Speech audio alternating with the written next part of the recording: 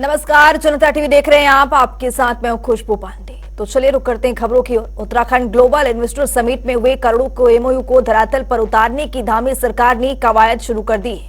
मुख्यमंत्री पुष्कर सिंह धामी ने इस संबंध में अधिकारियों को दिशा निर्देश भी दिए हैं। वहीं सीएम पुष्कर सिंह धामी का कहना है कि ग्लोबल इन्वेस्टर समिट के दौरान 3.5 लाख करोड़ के एमओयू पर करार हुए हैं, जिसमें 44,000 करोड़ से ज्यादा के एमओयू की ग्राउंडिंग शुरू की गई है। सरकार की कोशिश है कि जल्द से जल्द एमओयू को धरातल पर उतारा जाए। पूरी देश दुनिया के लोगों ने हम पर भरोसा किया है और उत्तराखंड आने के लिए सब लोगों ने अपना मन बनाया, हमारे साथ निवेश पर करार किए हैं और बड़ा करार किया है। 3.5 लाख करोड़ से अधिक के करार हुए हैं और बहुत सारे अभी ऐसे भी प्रस्ताव हमारे पास हैं जिनका अभी परीक्षण होना है, उसकी ठीक प्रकार से समीक्षा होनी है। वही संख्या आगे भी बढ़ेगी, लेकिन इनको धरातल पर उतारना भी बहुत जरूरी है, क्योंकि ये काम हम शुरू से लेकर चल रहे थे और 44,000 करोड़ रुपए की जो ग्राउंडिंग है वो स्टार्ट हो गई है।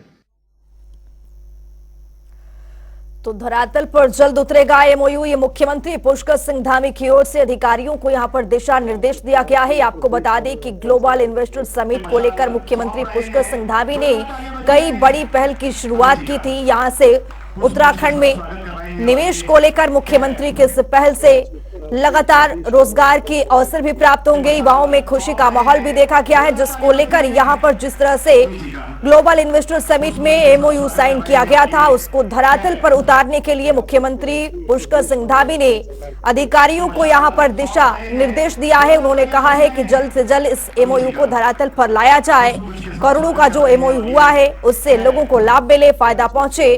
प्रधानमंत्री नरेंद्र मोदी और पुष्कर सिंह धामी इस पहल की शुरुआत इसलिए करना चाहते हैं ताकि प्रदेश में निवेश का अवसर बढ़े, जो रोजगार के अवसर हैं वो यहां पर पनपे और एक बार फिर से उत्तराखंड में युवाओं के लिए रोजगार के अवसर प्राप्त किया जाए। तो आपको बता दें कि मुख्यमंत्री पुष्कर सिंह धामी की ओर से अधिकारियों को निर्देश दिया गया है कि एमओयू को जल्द ही धरातल पर उतारा जाए।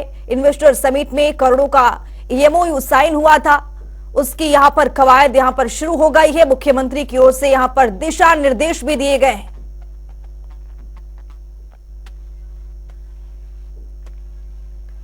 तो बड़े पैमाने पर इन्वेस्टर ग्लोबल समिट का यहां पर आयोजन किया गया था। उस आयोजन में करोड़ों का एमओयू किया गया और करोड़ों के एमओयू के बाद यहां पर मुख्यमंत्री पुष्कर सिंह धामी अधिकारियों को निर्देश देते हुए उन्होंने कहा है कि जल्द से जल्द धरातल पर उतारा जाए, समीक्षा की जाए इसकी। तो मुख्यमंत्री ने अधिकारियों को यहां पर दिशा निर्देश भी दिए हैं। तो हमारे साथ हमारे सहयोगी देहरादून से यशराज आनंद जुड़ चुके हैं। यशराज, मुख्यमंत्री पुष्कर सिंह धामी का कहना है कि वहां पर जल्द से जल्द जो एमओयू साइन किया गया है उसको धरातल पर उतारा जाए। मुख्यमंत्री ने अधिकारियों को यहां पर निर्देश भी दिए। जी बिल्कुल। ग्लोबल इन्वेस्टर समिट को लेकर यदि बात की जाए तो ग्लोबल इन्वेस्टर समिट जो उत्तराखंड में हुआ यह काफी सौहार्दपूर्ण वातावरण में हुआ और सबसे बड़ी बात है कि पक्ष से लेकर के विपक्ष ने सभी ने इसे सराहा। लेकिन थोड़े प्रश्न चिन्ह तो जरूर विपक्ष हैं तो वो लगाएंगे ही, वो लगातार प्रश्न चिन्ह भी खड़े कर रहे हैं। लेकिन दूसरी सबसे बड़ी बात है कि जिस प्रकार से जीआईएस को लेकर मुख्यमंत्री का जो रवैया है, चाहे पहले से करीब 1 साल पहले से जीआईएस को लेकर के बात चल रही थी, उनके इन्वेस्टर्स को खोजा जा रहा था, यहाँ तक कि मुख्यमंत्री पुष्कर सिंह धामी के द्वारा भारत के कई राज्यों का भ्रमण किया गया ताकि वहां से इन्वेस्टर समिट के लिए व्यवसायियों को लेकर आमंत्रित किया जाए और दूसरे उद्योगपतियों को आमंत्रित किया जाए। साथ ही साथ वो विदेशों में भी गए और विदेशों में भी जाकर के उन्होंने कहा जाएगा एक पताका ही लहराया, जिससे कई विदेशी धरती से भी इन्वेस्टर्स उत्तराखंड की ओर रुख लिए। वहीं कई ऐसे निवेशक थे जो उत्तराखंड में निवेश करने को भी तैयार हुए। तो इसी को लेकर करीब 3.5 लाख करोड़ से भी ऊपर के एमओयू पर हस्ताक्षर अभी तक हो चुके हैं और वहीं इसको धरातल पर उतारने के लिए लगातार काम किया जा रहा है। और इसको काम जो यहाँ पर किया जा रहा है तो मुख्यमंत्री के द्वारा स्पष्ट रूप से कहा गया है कि यहाँ पर जो जीआईएस को लेकर जो भी इन्वेस्टर आए हैं और जिन्होंने एमओयू पर सिग्नेचर किया उनको जल्द ही जमीन भी आवंटित कर दी जाएगी। जमीन उनके नाम सारा चीज हो जाएगा, जिस तरीके से व्यवस्था होनी चाहिए वो पूरी व्यवस्थाएं कर दी जाएगी। और सबसे बड़ी बात है कि मुख्यमंत्री पुष्कर सिंह धामी यहीं पर नहीं रुक रहे हैं, वो लगातार और भी उद्योगपतियों को तलाश रहे हैं। वो बार बार कह रहे हैं कि उत्तराखंड एक ऐसी भूमि, एक ऐसी जगह है, देवताओं की भूमि है, इन्वेस्टर्स की भूमि है। दिल्ली जो राजधानी है यहाँ से काफी नजदीक है, महज 2.5 से 3 घंटे का रास्ता दिल्ली और देहरादून के बीच होगा। और पहाड़ों में भी अब पहाड़ों की स्थिति पहले जैसी नहीं है, पहाड़ों की स्थिति में भी अब बदलाव आया है, पहाड़ों के भी परिदृश्य में बदलाव कर दिया गया है। यहाँ पर सबसे बड़ी बात है, यहाँ पर शासन प्रशासन मुस्तैद है, लगातार जीरो टॉलरेंस की नीति अपनाई जा रही है। यदि यहाँ पर किसी के द्वारा यदि कुछ गलत भी किया जाता है तो सरकार तुरंत उस पर रवैया तो सख्त रुख अपनाती है। तो इस प्रकार से लगातार मुख्यमंत्री पुष्कर सिंह धामी अभी भी जुटे हुए हैं कि वो इन्वेस्टर्स को और आकर्षित करे, और साथ ही साथ उत्तराखंड को 2025 में जब अपनी रजत जयंती मनाएगा तो हर एक परिदृश्य से अपने आप को मजबूत रखे। चाहे औद्योगिक रूप से देखा जाए तो उत्तराखंड अपने आप को अब एक औद्योगिक भूमि भी बनाने को तत्पर है। अभी तक तो ये देवताओं की भूमि, गंगा की भूमि कहा जाए, पर्वत पहाड़ों की भूमि, वन आच्छादित भूमि इसको कहा जाता है। लेकिन अब यहाँ पर जिस प्रकार से इन्वेस्टर आ रहे हैं इन्वेस्ट करने के लिए, तो जरूर यहाँ पर इन्वेस्टर जो आएंगे तो यहाँ पर औद्योगिक भूमि भी इसे कहा जाएगा। जी बहुत शुक्रिया यशराज तमाम जानकारी साझा करने के लिए। तो आपको बता दें कि मुख्यमंत्री पुष्कर सिंह धामी की ओर से इस पहल की शुरुआत की गई और अब धरातल पर उतारने के लिए कवायदा यहाँ पर शुरू किया गया है। धरातल पर जल्द ही MOU साइन जो किया गया है उसको उतारा जाएगा। मुख्यमंत्री की ओर से यहाँ पर दिशा निर्देश भी दिया गया है। राम जन्मभूमि अयोध्या में उत्तराखंड का राज्य अतिथि गृह बनाया जाएगा। मुख्यमंत्री पुष्कर सिंह धामी ने घोषणा करते हुए कहा है कि उत्तराखंड से बड़ी संख्या में भगवान राम के दर्शन के लिए अयोध्या जाते हैं। ऐसे में सरकार जल्द यहां पर अतिथि गृह बनाने जा रही है। इसके लिए यूपी सरकार से जमीन उपलब्ध कराने का अनुरोध भी किया गया है। बता दें कि अयोध्या में बनने वाले अतिथि गृह के लिए राज्य की टीम ने प्रस्तावित जगह का निरीक्षण कर लिया है। इसके साइट प्लान को मुख्यमंत्री पुष्कर सिंह धामी ने स्वीकृति प्रदान कर दी है। इस भवन के लिए राज्य सरकार ने उत्तर प्रदेश से 4000 वर्ग मीटर भूमि देने का अनुरोध किया है। श्री राम जन्मभूमि में श्री राम मंदिर का जल्द ही विधिवत उद्घाटन होने जा रहा है।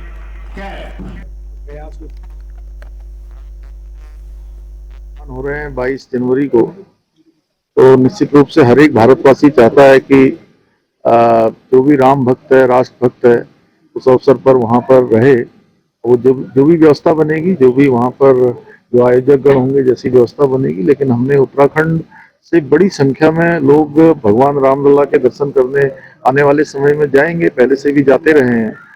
तो वहां पर एक लोगों के लिए एक गेस्ट हाउस वहां पर होना चाहिए। हमने उत्तर प्रदेश की सरकार से अनुरोध किया था, वो हमको जमीन दे रहे हैं और जमीन देने के बाद हम वहां पर एक अच्छा अतिथि गृह वहां बनाएंगे।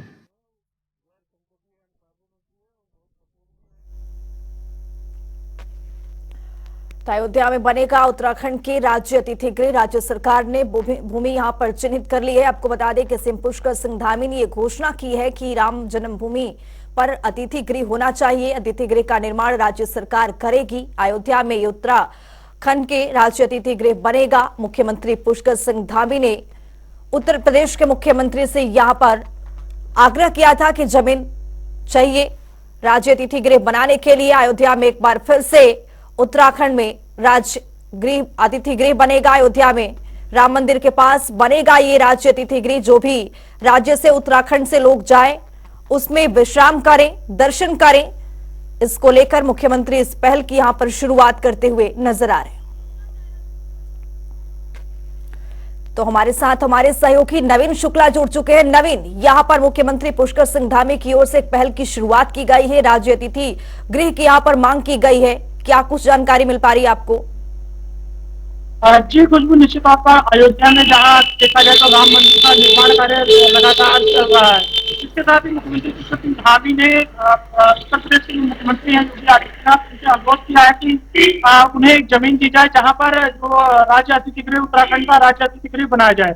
इसको लेकर कवायद शुरू कर ली गई है। उनसे जो चर्चा भी हुई है और कहीं ना कहीं जो ये बात सामने निकल कर आ रही है कि जो जमीन है वह स्वीकृत भी कर दी गई है उत्तर प्रदेश के मुख्यमंत्री द्वारा उत्तराखंड को। तो कहीं ना कहीं राज्य अतिथि गृह बनने से जो उत्तराखंड के तमाम लोग हैं, जो श्रद्धालु हैं, जो अयोध्या जाएंगे, उन्हें राज्य अतिथि गृह में रहने का मौका मिलेगा। और कहीं ना कहीं उत्तराखंड से भारी तादाद में लोग अयोध्या की तरफ जाते हैं। तो कहीं ना कहीं एक बड़ी बात जरूर होने वाली है कि जब राज्य अतिथि गृह बन जाएगा तो कहीं ना कहीं उत्तराखंड के लोगों को वहां पर रहने को मिलेगा, दर्शन करने का लाभ मिल पाएगा और तमाम जो चीजें हैं तो वह करने का मौका मिलेगा। इसको लेकर कवायद शुरू कर दी गई है। मुख्यमंत्री पुष्कर सिंह धामी ने उत्तर प्रदेश के मुख्यमंत्री योगी आदित्यनाथ से इस सिलसिले में बातचीत भी की है और जो जानकारी निकलकर सामने आ रही है कि जो अयोध्या में जो उत्तराखंड का जो राज्य अतिथि गृह बनना है उसको लेकर जमीन स्वीकृत कर दी गई है और जल्द इसका काम भी शुरू होने वाला है। ठीक है नवीन, आपके पास लौटूंगी, लेकिन हमारे साथ बीएस लाठी अयोध्या से जुड़ चुके हैं। बीएस, यहाँ पर मुख्यमंत्री पुष्कर सिंह धामी की ओर से पहल की गई है, यहाँ पर राज्य अतिथि गृह बनाने की मांग की गई है और खबर ये भी सामने आ रही है कि मंजूरी भी मिल गई है। बिल्कुल बात किया तो तमाम 25 राज्य ऐसे जो अयोध्या में हमने अपना राज्य चाहे गुजरात हो चाहे बिहार हो, तो तमाम जो सरकारें हैं वो अयोध्या राम मंदिर बनने के बाद तो आने वाले श्रद्धालु चाहे एमपी हो चाहे राजस्थान हो चाहे झारखंड हो, तो जो तमाम सरकारें हैं वो सरकार की जमीन की मांग की थी। तो आज उत्तराखंड जो मुख्यमंत्री उत्तराखंड के उन्होंने जो मांग की थी तो 18,000 वर्ग मीटर जमीन जो नंबर 4 के पास दी गई है, जो राज्य अतिथि बनेगा, जो उत्तराखंड के जो श्रद्धालु हैं यहाँ आएंगे और सूची के जो मुख्य है योगी आदित्यनाथ उनका जो राज्य करता है उत्तराखंड, तो इससे और उत्तराखंड और उत्तर प्रदेश लोगों की जो विचार रहेंगी उनके जो संबंध है तो और प्रधान होंगे, क्योंकि बाबा की नगरी है बनारस और इसी के चलते जो आस्था की नगरी अयोध्या है। बीएस, जब यहाँ पर मंजूरी मिल गई है तो निर्माण कार्य कब से शुरू होने वाला है, क्या कुछ जानकारी है इसको लेकर? इसे अगर बात की जाए तो इसके जो जमीन इनके कैबिनेट में पास किया है, जो मांग की गई योजना प्रशासन ने हम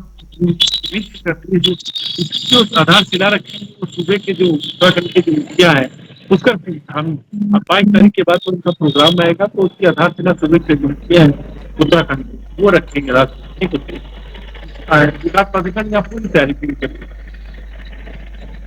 बहुत शुक्रिया बीएस लाठी तमाम जानकारी साझा करने के लिए। नवीन, आपका भी बहुत शुक्रिया तमाम जानकारी साझा करने के लिए। तो आपको बता दें कि सीएम पुष्कर सिंह धामी ने घोषणा कर दी है कि अयोध्या में उत्तराखंड का अतिथि गृह बनेगा। अतिथि गृह का निर्माण राज्य सरकार करेगी।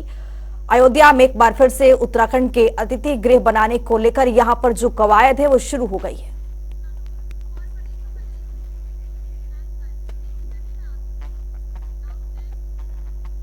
एक बड़ी जानकारी आ रही है, उससे भी आपको अपडेट करवाएंगे। ये बड़ी जानकारी, उत्तरकाशी सलक्यारा सुरंग का निर्माण कार्य फिर से शुरू हो गया है। 41 मजदूरों के फंसने के 38 दिन बाद ये निर्माण कार्य जो है शुरू किया गया है। कंपनी अब बड़कूट सिर से यहां पर निर्माण कर रही है। जांच के बाद सलक्यारा सिरे से भी निर्माण शुरू होगा। ये बड़ी जानकारी आपको दे रहे हैं। केवल 480 मीटर सुरंग का जो निर्माण कार्य बचा है उसको पूरा करने के लिए यहां पर जो कवायद है फिर से शुरू हो गया है। उत्तरकाशी से ये बड़ी जानकारी आप तक पहुंचा है। सलक्यारा सुरंग कार्य यहां पर फिर से शुरू किया गया है निर्माण कार्य। तो वहीं आपको बता दें केवल 480 मीटर सुरंग का निर्माण कार्य बचा हुआ है। 41 मजदूरों के फंसने के 38 दिन बाद ये कार्य शुरू किया गया है। कंपनी अब बड़कूट सिरे से इस निर्माण कार्य को पूरा कर रही है। उत्तरकाशी से बड़ी जानकारी, केवल 480 मीटर सुरंग का निर्माण कार्य बचा हुआ है जिसको लेकर यहां पर निर्माण करने के लिए कंपनी अब बड़कूट सिरे से कार्य कर रही है।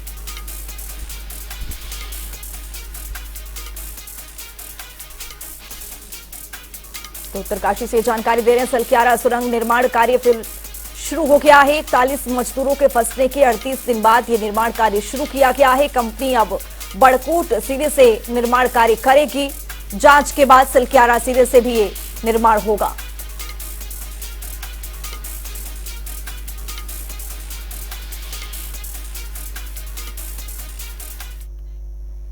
एक और बड़ी जानकारी आ रही है, उससे भी आपको अपडेट करवाएंगे। सीएम पुष्कर सिंह धामी का संबल दौरा आज है। निजी स्कूल के वार्षिकोत्सव में होंगे शामिल। ये बड़ी जानकारी आपको दे रहे हैं। रामप्रसाद शर्मा जनता कृषक इंटर कॉलेज में कार्यक्रम का आयोजन होना है। बहजोई कोतवाली क्षेत्र के पवासा में है इंटर कॉलेज। तो बहजोई कोतवाली के पास में इंटर कॉलेज में आज मुख्यमंत्री पहुंचेंगे। वहां पर कार्यक्रम आयोजित किया जाएगा। सीएम पुष्कर सिंह धामी का संबल दौरा, निजी स्कूल के वार्षिकोत्सव में शामिल होने के लिए मुख्यमंत्री पहुंचे हुए हैं।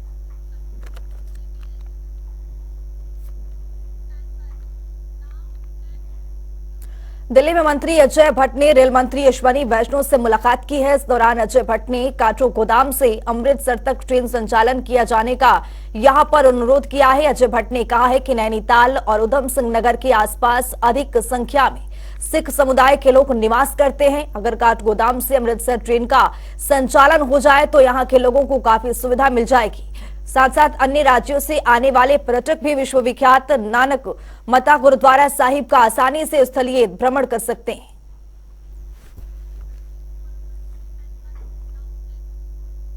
दिल्ली में राज्यसभा सांसद नरेश बंसल ने भाजपा के वरिष्ठ नेता डॉक्टर मुरली मनोहर जोशी से मुलाकात की है। इस दौरान उन्हें मुखी और शॉल उड़ाकर मनोहर जोशी का अभिनंदन किया है। साथ ही बता दें कि दोनों के बीच कई अहम मुद्दों पर यहां पर चर्चा भी हुई है।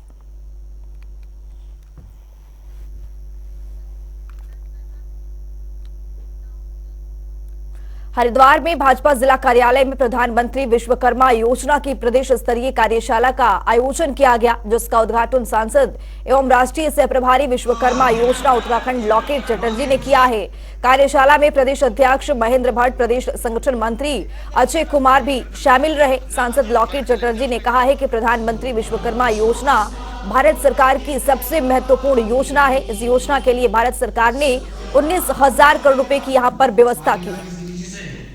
यहाँ पर हो रही है, किन बिंदुओं पर यहाँ पर चर्चा की जा रही है, किस तरह की वर्कशॉप? प्रधानमंत्री विश्वकर्मा योजना का शुभारंभ ऑलरेडी पूरा देश भर में हो चुका है और सेकेंड फेज ऑलरेडी चालू हो गया है। इसके विषय पर हम लोग का ऑर्गेनाइजेशन मीटिंग है। बहुत सारा लोग पूरा देश में ऑलरेडी जुड़ गया है और फ्यूचर में भी जुड़ेंगे। यहाँ पे 5,500 से अधिक उत्तराखंड वासी 5,500 के अधिक लोग जुड़ गए हैं इस विश्वकर्मा योजना स्कीम के। 18 प्रकार का बहुत सारा लोग हैं जो लोग बहुत सारा काम पे जुड़े हुए हैं। उसके लिए गरीबों के लिए ये 1 लाख से 3 लाख रुपए का लोन ये स्कीम में मिल रहा है। संगठन के सांसदों का कोविड-19 के नए वेरिएंट JN1 को लेकर उत्तराखंड स्वास्थ्य विभाग ने एडवाइजरी जारी की है। स्वास्थ्य सचिव डॉक्टर R राजेश कुमार ने एडवाइजरी जारी कर राज्य के सभी अस्पतालों को कोविड प्रबंधन के लिए तैयार रहने की यहां पर दिशा निर्देश भी दिए। देखिए, ओमिक्रॉन का जो सब वेरिएंट है JN.1 उसको लेके भारत सरकार से कल गाइडलाइंस जारी हुए हैं। मैं इसमें एक बात ये बताना चाहूँगा कि उत्तराखंड में इस ट्रेन की अभी तक कोई पुष्टि नहीं हुई है और माह नवंबर 2023 से कोई कोविड पॉजिटिव केसेस की भी कोई पुष्टि नहीं हुई है उत्तराखंड में। भारत सरकार के जो इंस्ट्रक्शंस हैं उसमें मेन पॉइंट ये है कि सर्वेलेंस बढ़ा दिया जाए।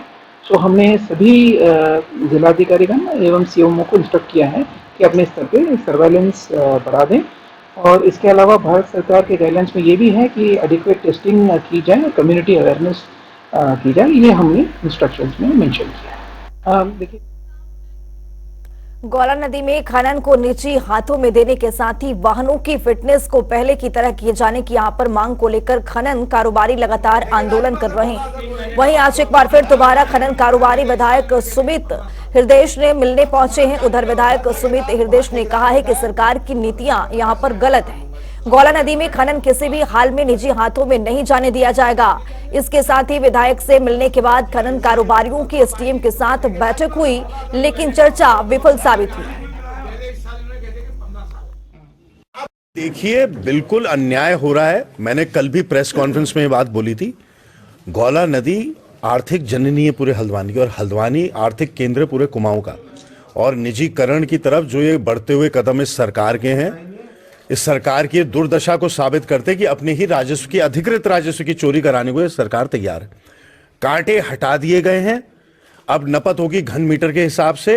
और आज पैट्रिक साहब जो हैं, जिनका बयान आया अखबार में, उन्होंने साफ बोला है कि नहीं, निजी आदमी गौला के अंदर कोई नहीं जाएगा, लेकिन बाहर गाड़ियों को रोका जाएगा उनकी चेकिंग करने के लिए। तो क्या एक प्राइवेट लिमिटेड कंपनी आके यहाँ पे हमारे डंपर स्वामियों को और गौला से जुड़े हुए जो व्यापारी हैं उनको डंडे से, दलबल से रोक के उनको अधिकृत किसने कराई? राज्य की सरकार की सोच है। नदी को चालू कर दिया गया वन निगम द्वारा। 2 गेट हमारे तैयार हो गए हैं, शीश महल वाला और राजपुरा का। शीश महल से आज कुछ गाड़ियाँ निकली हैं और कल से हम राजपुरा का भी स्टार्ट करने का प्लान कर रहे हैं। कितनी गाड़ी जो खनन हो रहा है उसकी गाड़ियाँ निरंतर शीट महल से निकल रही हैं। आज 35 गाड़ियों ने 3 चक्कर लगाए हैं और इसके साथ ही कल हमारा राजपुरा का गेट भी तैयार हो जाएगा, जिसमें अन्य लोगों को भी निकासी दी जाएगी। देखिए, गौला संघर्ष समिति के अपनी कुछ मांगे हैं जो मौजूदा निर्देश आए हैं उनको लेकर। उसमें जो वार्ता हुई है अभी कोई सहमति बन नहीं पाई है और मुख्यतः इनकी मांग में जो फिटनेस है गाड़ियों की उनको लेकर के है। अभी इनसे पुनः वार्ता की जाएगी, अगर देखते हैं कोई संभावना तो हल की तो प्रयास किया जाएगा। हल्द्वानी विधायक ने हमारी बात सुनी। देखो, वो जो है वास्तव में जो है पीड़ा को समझते हैं। उन्होंने हमारी बात सुनी और हमारी बात को उन्होंने जो है कहा सदन में भी उठाएंगे और वास्तव में वो सहयोग करते हैं। रामनगर में विश्व प्रसिद्ध जिम कॉर्बेट पार्क के लैंडस्केप से लगते जलाशयों में आए सुखार पक्षियों के दीदार के लिए विदेशी पक्षी प्रेमी भी कॉर्बेट पार्क से लगते जलाशयों में इनके दीदार के लिए पहुंच रहे हैं। वहीं इसी कड़ी में इंग्लैंड 9 पक्षी प्रेमियों की टोली यहां पर इनका दीदार कर रही है। वहीं इस दौरान स्थानीय पक्षी प्रेमी सुमंता घोष ने बताया है कि मेरे साथ इंग्लैंड से कुछ मेहमान आए हैं जो पिछले 25 वर्षों से लगातार कॉर्बेट पार्क के और इससे लगते जलाशयों में पक्षियों के दीदार के लिए पहुंच रहे। मेरा नाम सुमंता घोष है और मेरे साथ कुछ मेहमान आए हैं जो कि इंग्लैंड से हैं और उनकी कंपनी का नाम यह नॉर्फॉक बर्डिंग है और लगभग पिछले 25 साल से यहाँ पर आ रहे हैं। यहाँ पर पक्षियों की तादाद बहुत ज़्यादा है हमारे उत्तराखंड में और हमारे क्षेत्र में तो खैर बहुत ही ज़्यादा है, लगभग 500 से ऊपर पाए जाते हैं और तो बस उसी को देखने आए हैं ये और कई बहुत सालों से आ रहे हैं। इस बुलेटिन में मेरे साथ इतना ही। नमस्कार।